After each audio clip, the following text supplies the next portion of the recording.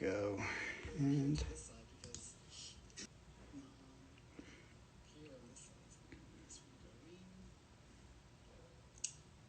perfect. All right, cool. All right, cool. Excellent. All right, how you guys doing?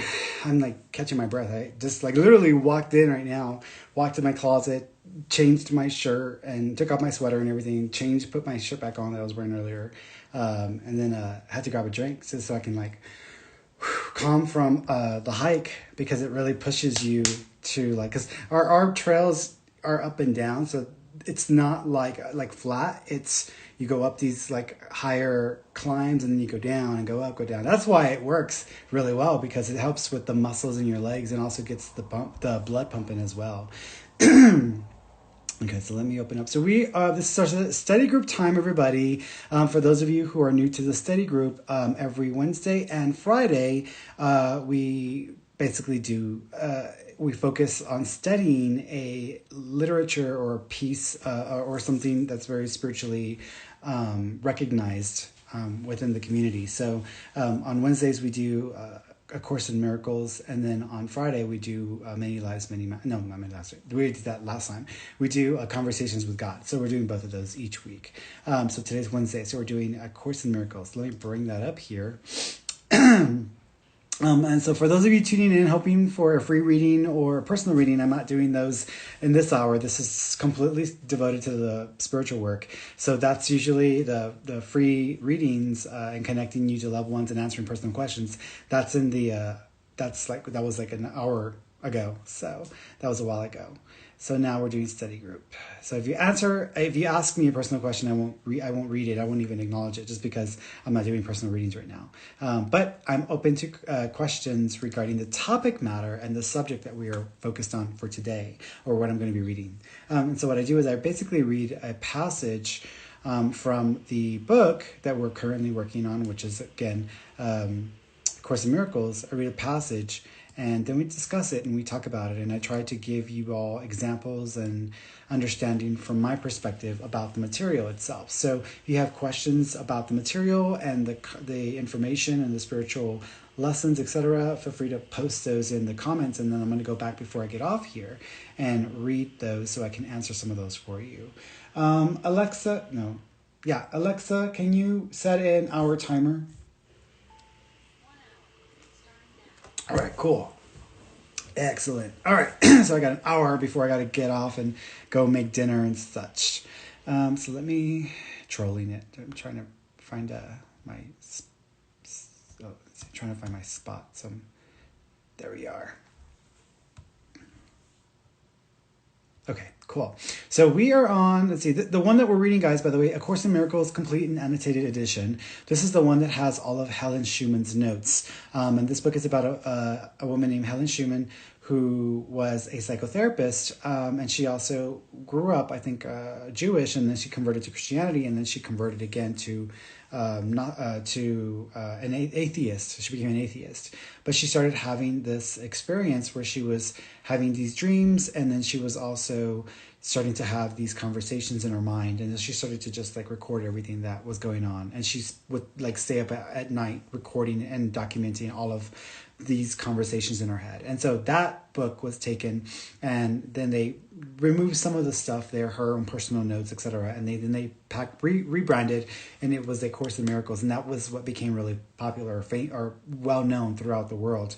But I'm nosy, so I want to know the nitty gritty of it. And I don't just want someone to tell me their interpretation of something. I want someone to give me the information, and then I can interpret it in my own way, or I can see it in a different perspective, from a different vantage point. So I wanted all her notes so that I can see some of those and be able to go back to them.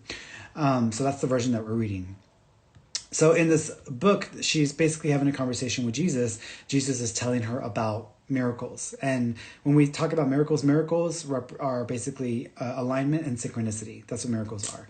So that's what it's referred to. Atonement is when they talk about atonement is when they are acknowledging some experiences or some energetic forms within you that have come about because of your experiences, your traumas, etc., or your perspective, your mindset, your approach to life. And coming to peace within all of that. And so that's a form of atonement and kind of coming to peace with some of the craziness in life that you either expressed or that you experienced. So it talks about that a lot as well. So Jesus is basically giving her advice from the perspective of what she understands. So we are on page 88. And I'm going to start off with, so here I am. 1. You can will to do conflicting things either simultaneously or successively. This produces conflicting behavior which would be tolerable to the self, though not necessarily to others, except for the fact that the part of the will that wants something else, it is outraged. You can behave as you think you should without entirely willing to do so. This produces consistent behavior but entails great strain within the self. Number 7, if you think about it, you will realize that in both cases, the will and the behavior are out of accord, resulting in a situation in which you are doing what you do not will. This arouses a sense of coercion, which usually produces rage. The anger then invades the mind and projection in the wrong sense becomes likely. Depression or anxiety is virtually certain. So let's stop there for a second. So, and we talked about this last time because I think I already read this part, but I just want to review back. What they're talking about when it talks about the will and the behavior means that what you intend in your life or what you intend to experience or have sometimes is the opposite of what your actions and your behavior is associated with. So you want one thing, but you're doing the exact opposite to get it. And that's what they're referring to here. And that sometimes when we act against ourselves, we are literally acting against our own intent. We become angry or we become distorted sometimes in our way of being. And this is because it produces a lot of these lower level, we start to experience more lower level energy. And then we begin to react and act in response to that. So it's kind of like a reactive type of state. And depression and anxiety are virtually part of the process. You're going to experience more depression, more anxiety when this tends to happen. Number 8, remember that whenever there is fear, it is because you have not made up your mind. Your will is split, and your behavior inevitably becomes erratic. Correcting at the behavioral level can shift the error from the first type to the second, but will not obliterate the fear. It is possible to reach a state in which you bring your will under my guidance without much conscious effort, but this implies the kind of habit pattern which you have not developed dependably as yet. In other words, people who, and again, we mentioned this before, people who have all of this faith, and when something goes wrong, they pray for salvation. And except for the fact that that person's behavior and intent or state of being actually brought them to the experience that they are now complaining about or that they're now trying to fight against or trying to get away from. So they're having an experience because of what they chose or what they did, and they find themselves in this really precarious position, and then they want to bail out. So they're asking for God or for the universe or for, Jesus to come and save them. And the problem is that what is happening here is Jesus says, you don't have a habit of making good choices and decisions. You don't have a habit of aligning with the universe, with us as the grander version. You don't have a habit of doing that, but yet when something goes wrong, you do it, and then you expect immediate results or an immediate response to that, but you don't do anything to kind of have that a connection with source and the divine, and that's what's happening there.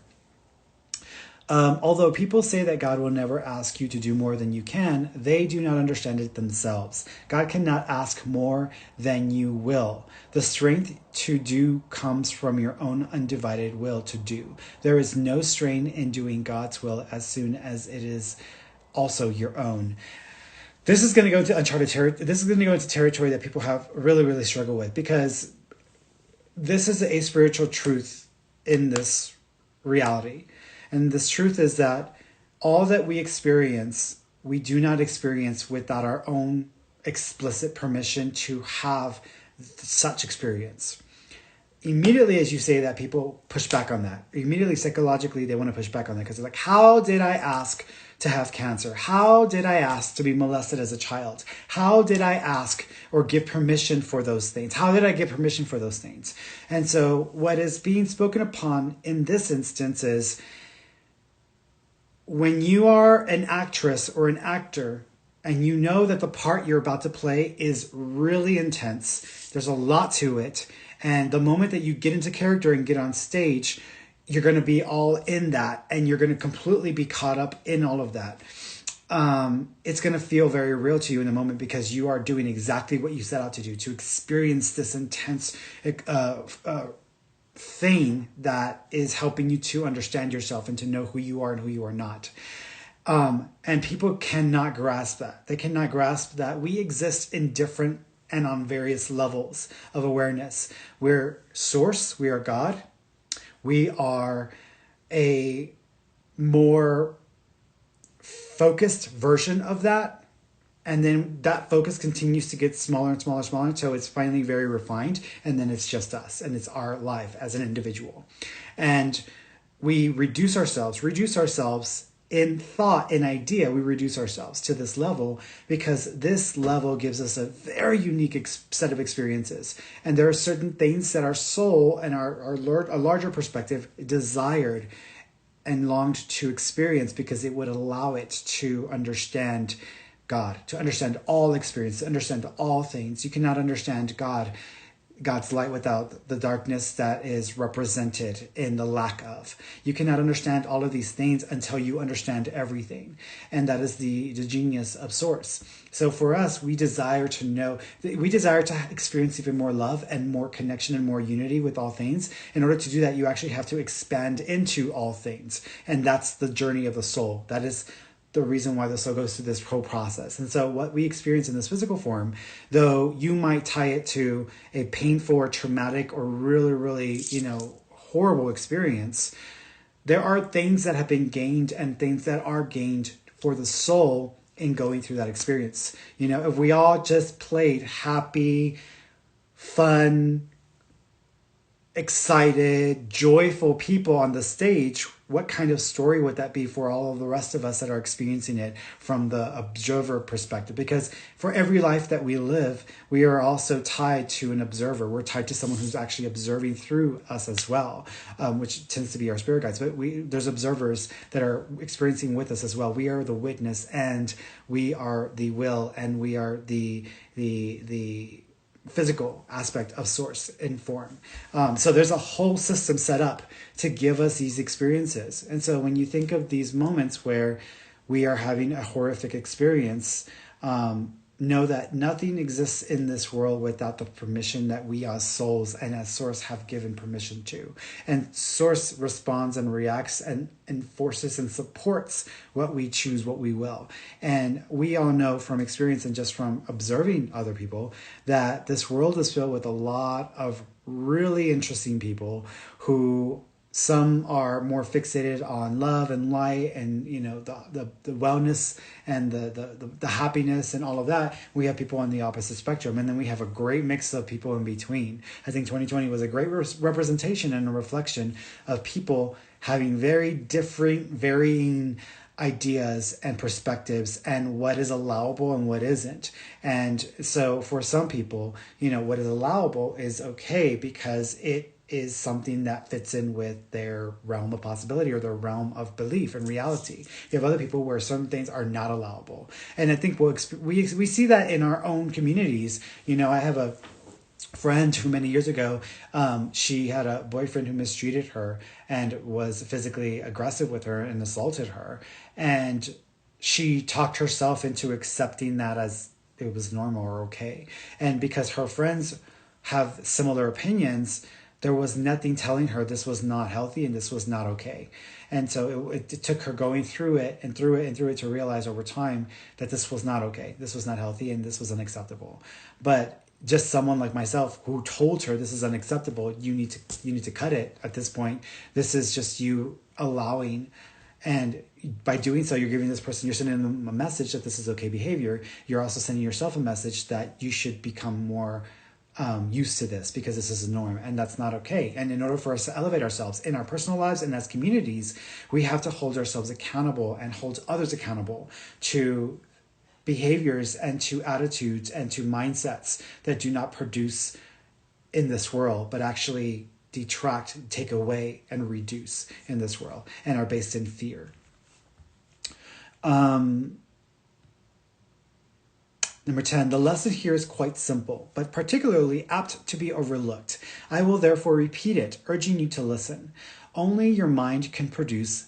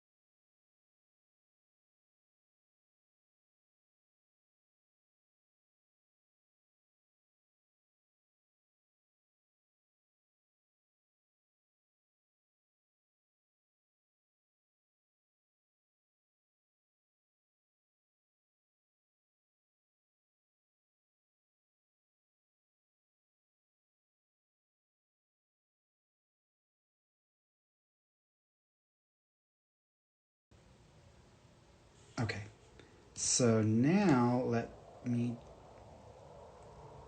go on YouTube and okay guys, so I'm back on YouTube and Facebook. Please let me know if I'm on there and if you can hear me, because I want to make sure that everybody on there can hear me. So if you're on there, just say, hey, we can hear you now, or the sound's back. So FYI, but I know y'all can hear me here on the right after you start. Really? Reading last time. Got it. Okay, cool. So let me open that back up. I lost y'all's questions, like all of the questions that y'all had asked or that you typed out during like the reading section. I totally lost that because it reset. So por favor, if y'all can just retype the questions pertaining to the material or the topic, and then I'll come back and I'll check those out before I get off of here. I still have about 30 minutes, so I still got time. So I'm going to go back 1 or 2 sections just to kind of, got it. Yeah, so I'm going to go back on 1 or 2 sections just so I can cover my bases and get back there. For those of y'all on Facebook or YouTube, if you can let me know that y'all can hear me on there as well, that would be greatly appreciated. Heard is that you started to read number 10. Perfect, so I'll start there. Cool, so that's not far behind. I hope I didn't tell a long story. Okay, so going back to number 10. The lesson here is quite simple, but particularly apt to be overlooked. I will therefore repeat it, urging you to listen. Only your mind can produce fear. It does so whenever it is conflicted in what it wills, thus producing inevitable strain because willing and doing become discordant. This cannot be corrected by better doing, but it can be corrected by higher willing. So that was number 10. And what I was talking about there, thanks Amy. So what I was talking about there on number 10, or what they are discussing in that section of it, is essentially when we come into physical form, so we start off as source and then we reduce ourselves to a smaller point of view or smaller point of energy. And then that point of energy continues to reduce itself until there's only one perspective, the perspective of I, which is I. So we all are I's walking around in reduced perspective as source in form. That is what we are.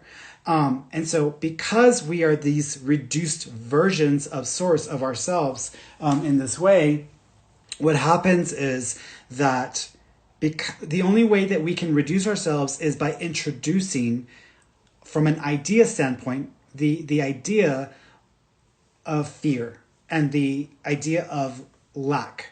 So there's love and then there's fear. Love is the connecting force of all things. Fear is the idea of the absence of love. And in order for us to be human and physical incarnate, we have to introduce the idea of fear into our energy. We have to embrace a level of fear to even be in this form, in this physical form. So all that we experience here in this world and in this reality has elements and variations of fear or low level energy incorporated with it. That is why we're here. We are here to have a human experience, an experience that does not allow us to just immediately and instantly have something the way we want it, or forces us to confront or to engage with others and situations that by default, from a love perspective, you wouldn't even allow yourself to, or even embrace, or even interact with, because of the level of love that is that is all encompassing. You can't really sustain a mindset of fear. So there's a limit to where fear can go.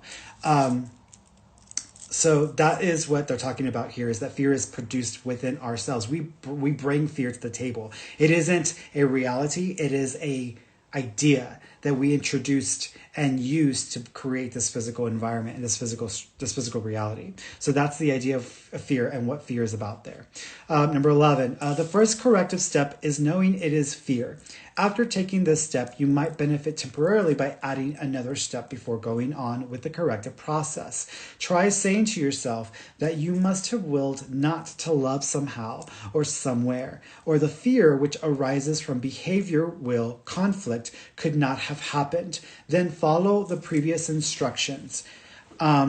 If you consider what the process really means, it is nothing more than a series of pragmatic steps in the larger process of accepting the atonement as the remedy. From this viewpoint, the steps can be reworded as follows. And remember, the idea of atonement is just the concept of coming to peace with all that is based in fear, or all that has caused a effect and reaction and trauma within us, or that has been produced from us, whether it's guilt, us feeling guilty that we did that and we produced that, or that we were traumatized by an experience and didn't take it and own it and use it to our advantage.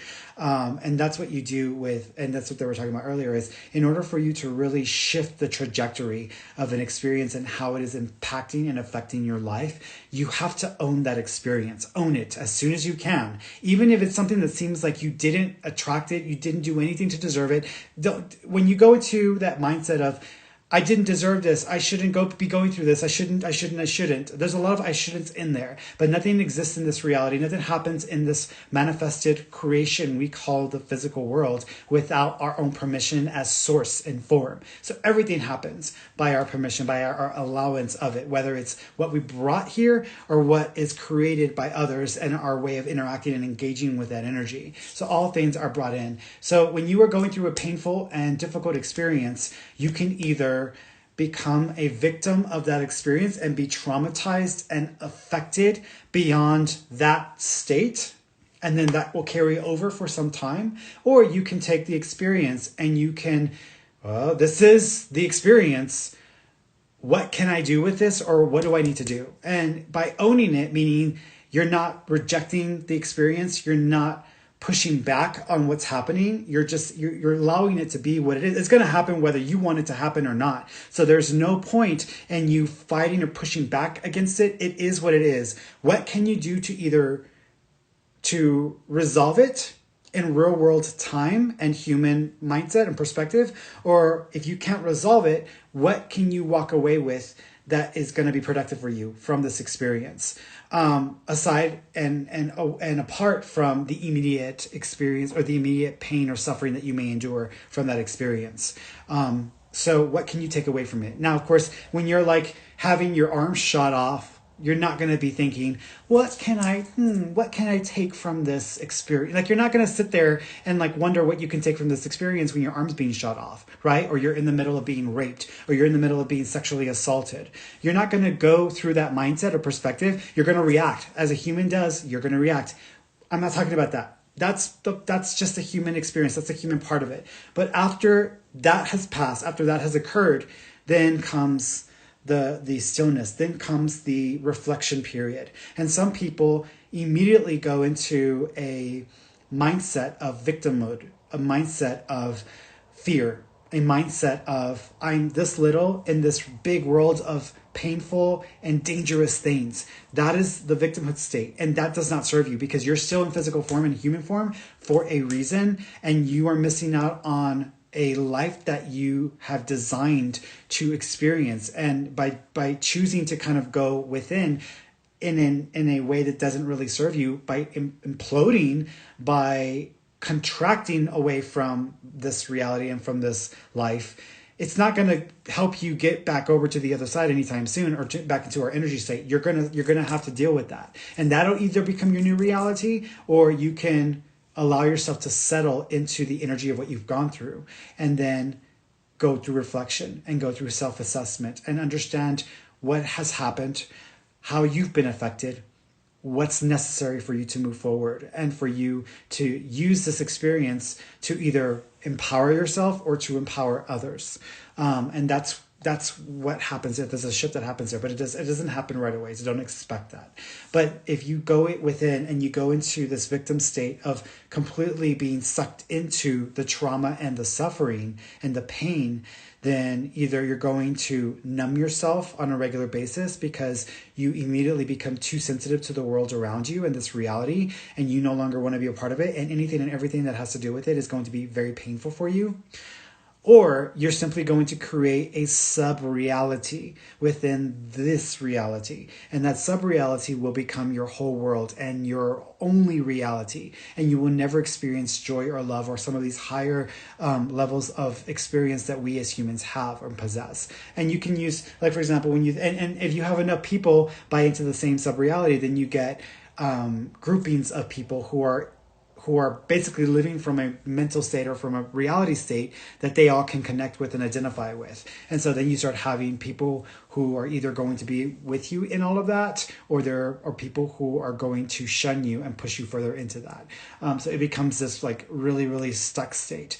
For those of you who haven't watched the film, What Dreams May Come with Robin Williams, in the film, his wife commits suicide because their children are killed in a car accident, and then she can't cope with it, and so then she kills herself after several times attempting to do so. He's left alone, and so then he dies years later, and he goes to heaven, and he finds his son, and he finds his daughter. Actually, his son becomes one of his spirit guides, but he finds his son, he finds his daughter, and he's able to reconnect with them. But their mother is not there, and they're like, "Where is your mother?" And they're like, "She's in a place of suffering and of pain."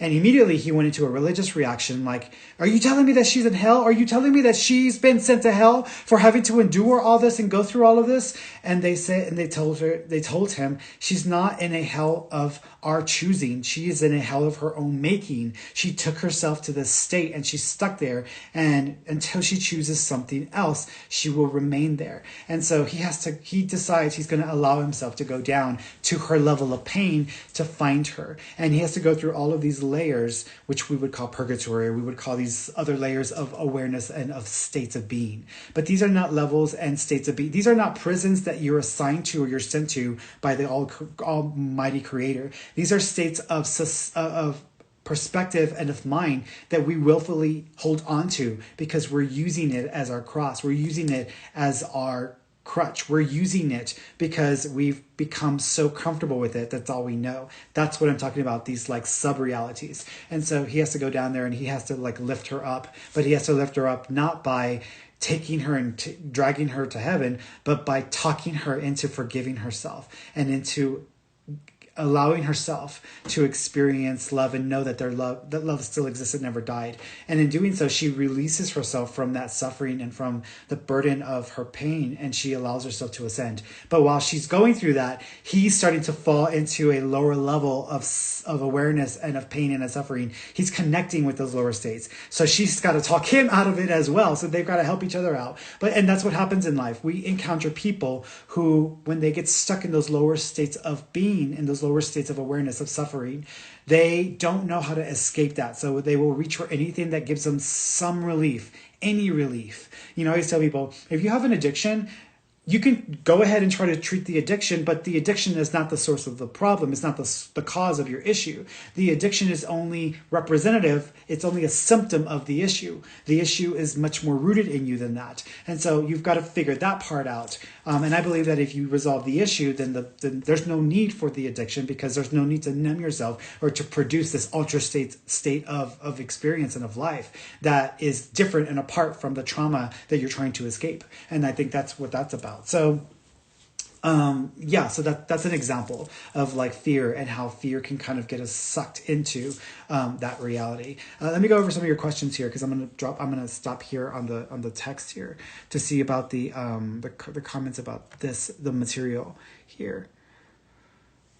So I love how people ask me to read a card. I don't read cards. I'm not a tarot reader. I think they're just stopping in and like assuming that I'm like a tarot reader or something. Yeah, Cassidy's like, so many movies seem to channel in the reality of the other side, and so many people aren't even aware as they watch it. Absolutely. I think, art imitates life imitates art, and it has always been that way. A lot of what it's going to be my first book, the book that I'm working on right now, are images and pictures, because I can just sit there and talk and all you see is words, but I like pictures. They help me. Everything I see in my mind, everything I experience in concept and idea is in a structure or visual. And so I want to help produce that on paper so that people can understand what I'm talking about. And I'm not just like, I don't just have pages full of words. I have pages with diagrams and things that can help you connect and understand what I'm talking about. Because sometimes it's a little more complex, and an image is worth 1,000 words, in my opinion.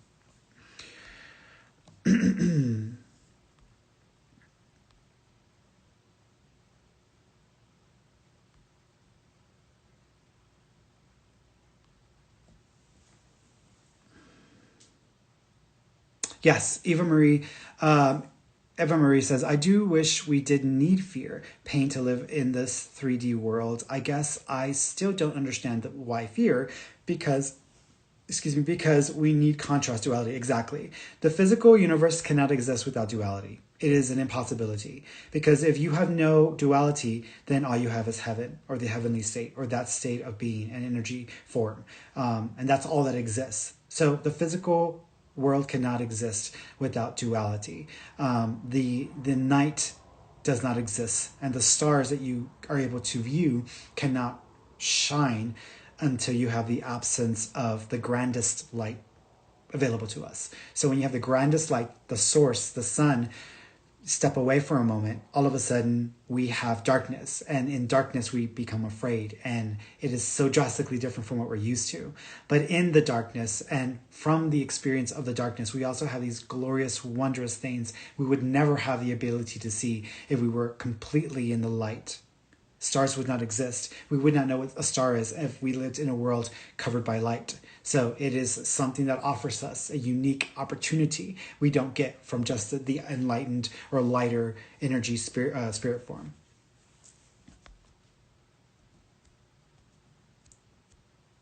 Yeah, Mark on IG is like, try to look at each experience as an opportunity, not easy sometimes. I don't think it's ever easy. Because there are times where I'm going through something and I am so pissed, and I immediately go into like, Ferny, what can you take away from this? How does this serve you? What can you use this for? And I'm like, fuck y'all. Like, y'all deal with your own. I don't have time for that bullshit right now. Like, I go into that mode, and when I go into that mode, it's like not happening. So what I have to do is acknowledge I'm human. I'm reacting in a human way. I'm feeling from a human point of view. I'm going to give myself permission to have that right now until I feel like I'm over it. Because at some point, I get tired of experiencing the intensity of it from a human perspective. It's tiring. It's exhausting. It's exhausting operating from a level of fear, or operating from a level of lack, operating from a level of anger, operating from a level of whatever. So it's exhausting. And so at some point, the way reacting to something is exhausting. And so I'm like, I'm done reacting to this. So now let me just sit with it. And then I allow myself to go into self-reflection mode. And then I can start to look deeper. Then I can start to dig for the lessons, for the opportunities that I can use that to gain from. And that's where I go with it. And then and inevitably I will use it to my advantage. But you got to let yourself be human first. And people don't get that. You know, people are like, I only want to be positive. If I'm positive all the time, every dream I have is going to happen, and I'm going to have a beautiful, perfect life, and happiness will be there. It's like the idea of like, once I have true love, or once my soulmate comes into my life, then my life will be happy and it'll be good. No, sweetheart. Like, you're living in a fantasy world, and you're going to have a crash course, and well, that crap didn't work out the way that I thought it would. So no. We need to understand that we are human, and we need to honor that. And there's a lot of masters who have come before me, who are all about rising above suffering completely, and no longer even allowing that human experience, no longer reacting in any way. I don't agree with that, because why would we go through all of the trouble of existing in this form with the duality and all of the complexity of this reality and what it affords us? Why would we put ourselves here and then immediately train ourselves to ignore and avoid, or no longer engage with it? Like, why would we go through that problem? Like, I'm like, no, there's something to be gained here. Like, I don't just want to float on the water. If I can swim, if I can ride a current, if I can surf on the wave, like, I want to ride the wave. And so there are things you can experience by not avoiding life, or not detaching yourself from it. And I know people in the spiritual community are all about detachment. If you have attachment to things, then you're going to suffer. I get it. But then why did we come into this form with a tendency to be attached to things? That's a tendency. And granted, it's a human tendency, but why come through all of this conditioning ourselves to be human, conditioning ourselves to be a part of a society or culture or community, conditioning ourselves to be a personality, conditioning ourselves to view and experience life from a unique perspective, and then say, oh, well, if I want to be spiritual, or if I want to have a perfect life or a great life, I have to undo all of that. And I have to go against what all of that is about. It's like going against the wave, the tide, in my opinion. That doesn't mean that trying to go in that direction or going at it from that perspective is bad. I mean, there are different reasons and different people on different stages in their own lives that may be something that they need to go through. I just don't agree with avoiding being human to be a master of love. I don't agree with that. And that's just my opinion.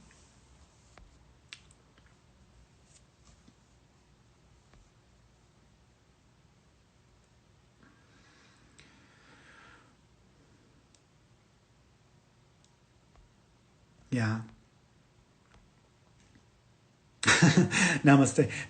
Nikita says, are you reading the manual for teachers? No, I haven't gotten there yet. I'm doing the first book, the whole first book, because the book is split into two. There's the material, and then there's the manual. So no, I'm doing the first part of it, because for me, I have to understand something from my perspective, from what I feel I can grasp from it, just for my own level of mastership. And then when I get to that, I feel like that's going to unlock additional levels of it as well, that I can say, oh, well, that was an interesting, different take on it.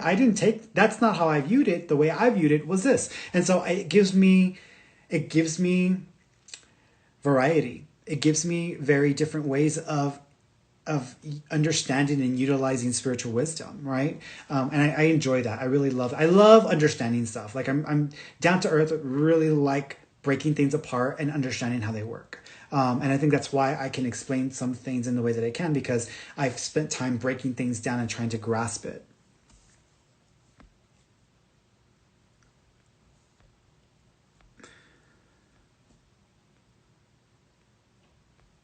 Let's see.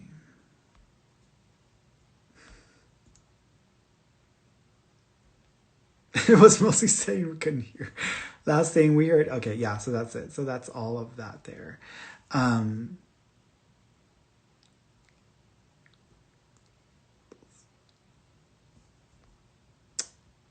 there's some more stuff at the bottom here. Hold on. I'm trying to. Cassidy's like, yeah, we're here for the human experience. I'm not coming back here to do it again. I have mixed reactions because if you asked me, yeah, you have to go with the emotion. The emotion is important. The emotion is accessing aspects and ways of ourselves that we don't normally get a chance to access and to experience. And if we are the witness, if we are source in form, we are the witness of source, then the witnessing part of that, then I owe it to source to understand that through me. So I'm being used. I'm allowing myself to be used through the emotional experience as well. Going back to this other one. I've mixed reactions about coming back here. I'm pretty sure I'm going to come back here into this form in a different way because I keep doing it and I have been doing it for so long. And I've already gone down paths where I was a master in various ways, just not to the level that I feel I'm getting to now. But it's so complicated because I have so many lifetimes that I remember and that I can access and like go back to in my mind. But yeah, I don't know if I think I'm pretty sure I'm coming back here. But because once I get back there, we get all high. We get high in like love, and we get high in love. We get stupid. Like we get so stupid. Like it's like, you know, when you got your friends and you're like, y'all have such a good time. Y'all go out, you know, have fun at like a game or like a dinner or whatever. Oh my God, this was so much fun. Yeah, let's do this again. Let's do this again. And then y'all set a date for like a week later. And then you get to that date and everybody's butt tired and they're like, why did I say I was going to do that? I don't really want to go out today. I don't really want to do that. That's what we're like. So when we're up there, we're high. We're all like, yeah, life, suffering life, dude. Yeah. You know, we're all stupid. And then we get down here and we're like, why did I say I was going to do that? Like, what the hell is wrong with me? And so then we end up like getting pissed off at ourselves, and then we want to blame God. The universe did this to me. Why did you do this to me, God? And God's like, I'm backing you up. You're the one that told me what to do. I'm the one that's like helping you get it achieved because I'm living through you. So it's kind of a funny thing with it. Allowing yourself to be human without guilt of having the temporary disconnect. Yeah, it's okay. I think that was the biggest thing I took away from 2020, because 2020, I had moments where I was definitely not being the highest spiritual version of myself that I can be. But I also wasn't holding myself up to a standard and an expectation of being that I had operated off of for many, many years. So I gave myself permission to be human last year, and I really expressed that humanity in various ways. Today, I feel like there's a better balance there, because I think that pushed me to my limits, and I didn't break.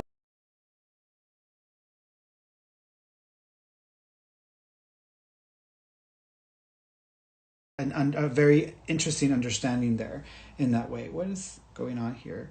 The whole thing. Okay, there it is. I was like, what happened? Like the thing went off on the other thing, and I was like, what the hell's going on? Yeah. I think I got 6 minutes left, so let me look at.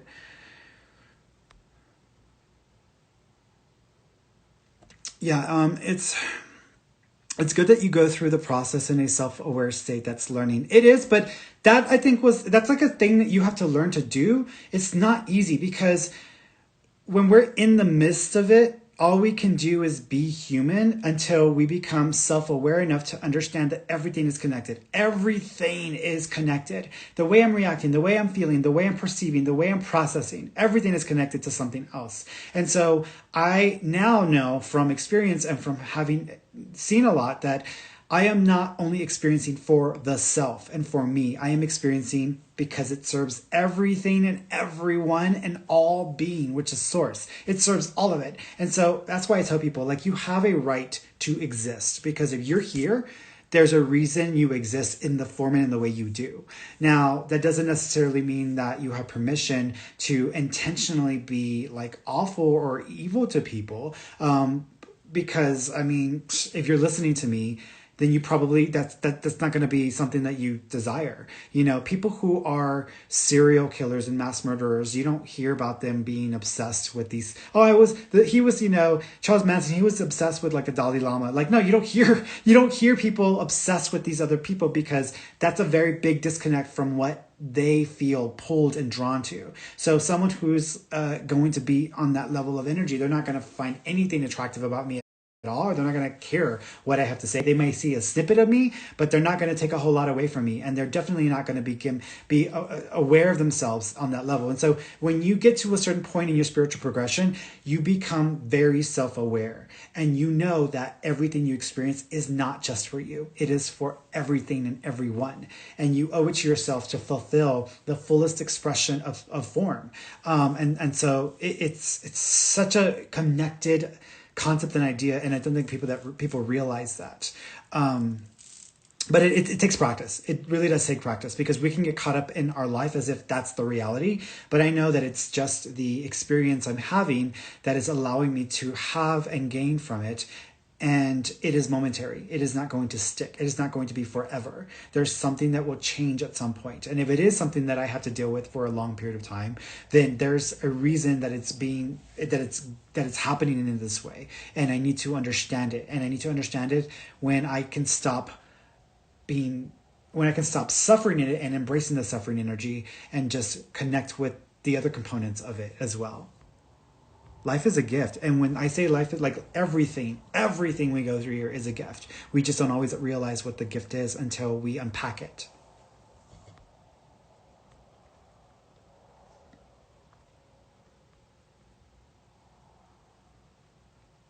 Now,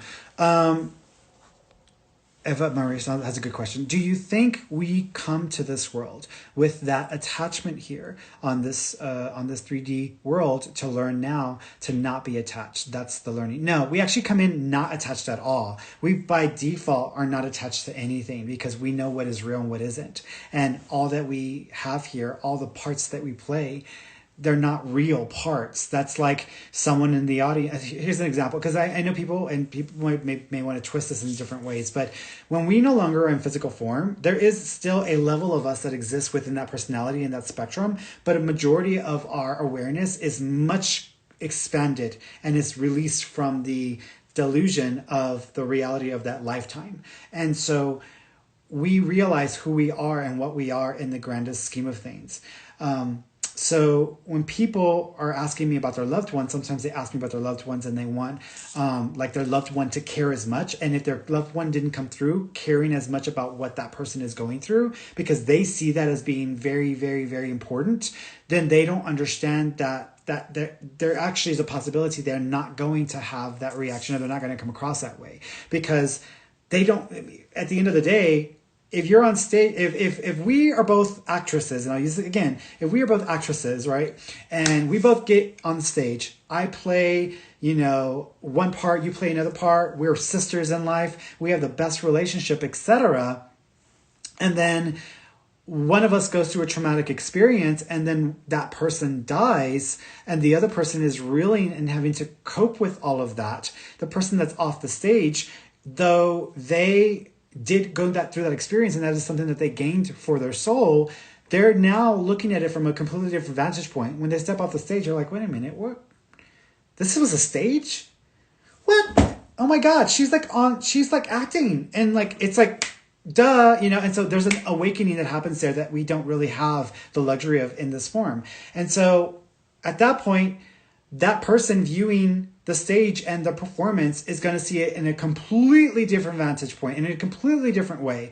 And yes, there's love there, there's connection there, but it's more from more of a parental love. It's more of a love that is kind of representative of the grander love of Source. And so the person on the stage is like, focusing and fixating on something that's like, she'll never be, like, they'll never find her killer, and like, she'll never have peace, but she's off the stage looking at her, she's like, girl, I'm fine, like, that was just like a moment, like, that's not affecting me at all right now, like, that was just a moment in that lifetime, but at the end of the day, it didn't matter, because I'm fine, I'm okay, and you're okay. And so the spirit is like, it's trying to help and drop those hints in the mind of us who are still here.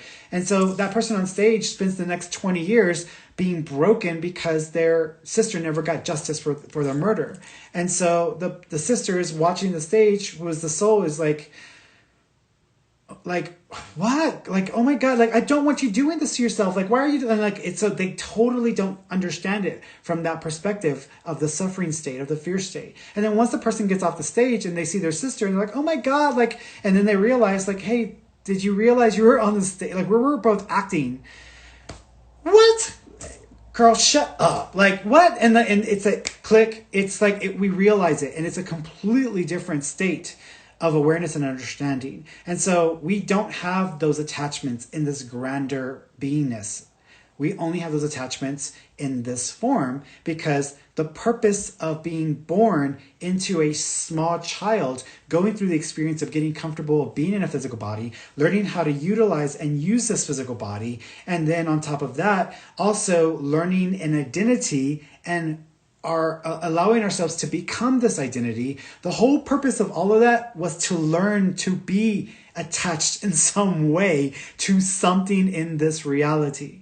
So to say that we go through all of that, well, we don't really become full people until we're like in our teens, later teens.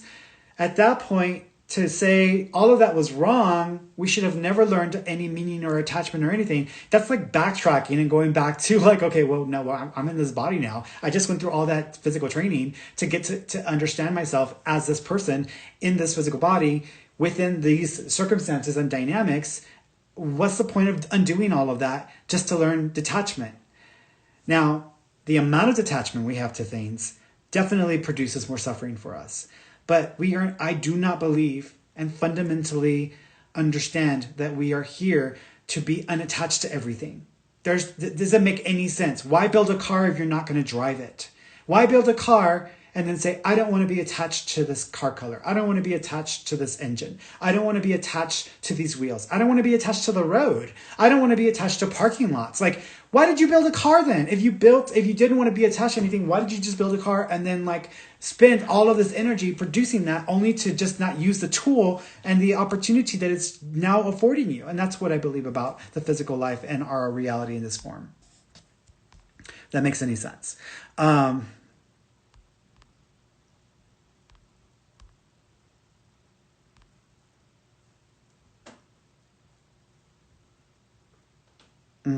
Yeah. Sam the Cute Penguin's like, sometimes we just have to go through stuff to get to the other side. Like a rainbow after the rain. Like a rainbow after the rain. It's not always easy. Yeah, I don't even know when it's easy because, I mean, the moment that I'm used to being comfortable, and that's my resting state of being now, comfort. I'm very comfortable. And when I am having an experience that pulls me out of my level of comfort, it is jarring and I don't enjoy it and I don't like it at all. And I start to become very much in my mind, not physically, you'll never know because I internalize everything. But I am like a baby. I'm like, why does this have to happen? I don't want this right now. I want to just, I want to just be comfortable. Like I go into that mental state. But once I'm like, okay, this is what it is. Stop fighting it. Just do it, embrace it, get through it, and then get what you're going to get out of it. And so that's that for me, it's like anything that is other than comfort, unless it's extreme joy and pleasure, is unsettling for me. So, and it's just because you get used to it. That's that resting state of being in that way.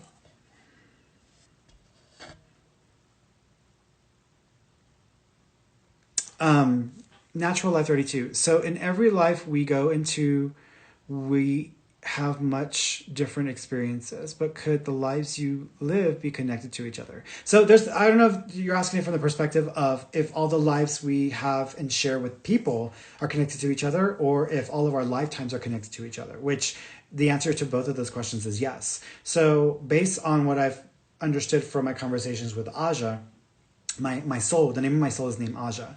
And I have the whole story about how me and Aja started to become more in sync and communicate on my website. But what I understand from Aja is the source, the source being God is experiencing all probabilities, all potentials, all things simultaneously. So there is really no starting point or no end point. There's just a conscious starting point and a conscious end point, meaning that we consciously become aware of a beginning or a new opportunity. So the new opportunity, the new beginning to try something, that's the beginning. And then it circles, it's a big circle. That's actually a symbol that I'm going to be really fixating on, is the sphere of the circle, because it's a representative of that. But it's like a circular pattern. It's the circle of life or the circle of God. And so we start off as a potentiality of experience, and then the potentiality of experience produces a grouping of energy that supports and sustains that desire. And from that, all these branches spread out. And each branch is kind of connected to like a lifetime or a life experience or a human experience or a type of materialization of these potentials. And so then what is coming back to that point is all lifetimes happening simultaneously. So all of my lifetimes, when you talk about past lives, I always tell people past lives because they'll get that. But when I say our spherical existence, which is we're spherically existing simultaneously in all probabilities and all realities, then all of these past lives, future lives, and simultaneous lives that are in parallel versions are all happening in real time. And so it's like overwhelming, because it's like, how do you even wrap your mind around the potential for that? But it's all happening simultaneously. So there is really no past. There is no future. There's now, and there will only be now. And there has only been now. So all of these ideas of past, present, and future are concepts and structures that we've created to help ourselves understand one moment to the next, to the next, to the next. Because in this form, we are only capable of experiencing one moment to the next, to the next, to the next on purpose, so that we hyper fixate on the experience we are having, and we gain from that what is the understanding and the awareness that it gives us. And so there's like an intention for it. But to answer your question, yes, both, and all people's lives are connected. Everything is connected. And there's so much synchronicity when you start to realize that you are grander, you are the source, you are God in form, and that we are all the same thing. When you start to really let that sink in and become your reality and just real for you and embrace that, all of a sudden you have all these crazy miracles, which is what the book is about, synchronicities and miracles, synchronicities and alignments, all these crazy alignments and affirmations of what you are being start to show up everywhere all the time. And it's like ridiculous. It is ridiculous. I don't have to live on blind faith, because I have enough experiences in my life, which I try to post as often as possible on Instagram, so that y'all can see how I connect and how I connect the dots in my experience, and how I'm affirmed on a regular basis about what I'm doing or who I am or this experience and how it serves us. So I'm affirmed on a regular basis. I don't need to depend on blind faith, because I have enough experience to support what I choose and will, versus just hoping that this is real, hoping that there's something to it. No, like I have enough experience with it. So it's real. For me it is, because I've allowed myself that.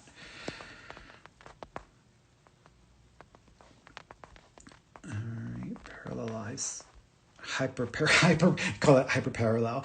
So is deja vu a like crossing of lives, like a glitch almost? No, deja vu is intentional. Deja vu is when we are conceptualizing a new life expression for ourselves from a awareness point of view. Or let me reword that. When we're in spirit form and we're working out the details of our incarnation, because that's just the fancy way that I said that.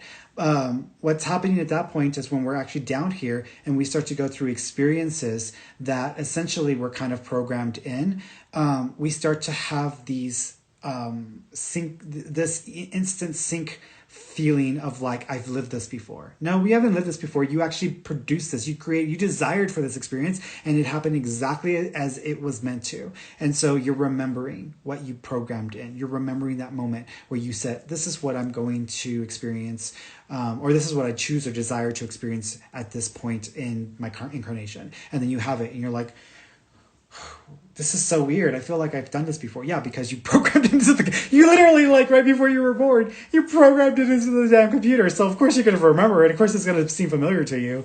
And that's what that's about. All right, guys, I'm out of time. So I love you all. Thanks so much for tuning in. I will be back on Friday for our live, and also for our study group as well. So I love you.